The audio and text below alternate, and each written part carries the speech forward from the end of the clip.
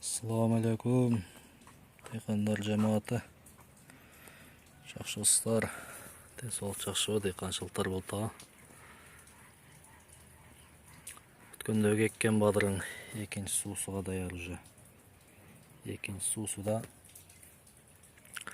vitaminlarni, yangi fosfo qo'shib no shlangdan kapelnidan haydaymiz. Bu badringning ati Abidin F1. Şol daim qile patkendagi Agroaziya kompaniyasida qilganmiz. 4 sotiklik teplitsa, 5 sotik başti.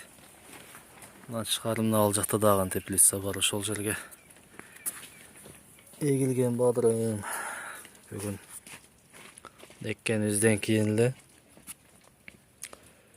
tak buğa egişti.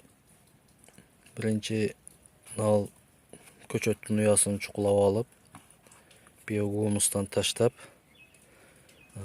kapelni suda aydap şol ным бар жерге badring egilgen. 5 пәтері Аллаға шүкір бардығы. Жақсы көкті уже мына ортодогу. Мен алып чыгып атат. 3-нчү жалбырагы чыгып атат. 16-да эккенбиз. 3-4 күн өтүп уже результат бар. Эккенден кийин фитоспарин сепкенбиз, стресске түшкөнүгө, башкасыга кылып. Азыр витамин кошуп, амофосту эритип сууга, диамофост. Уже сууну айдашка даярдап атабыз. Ал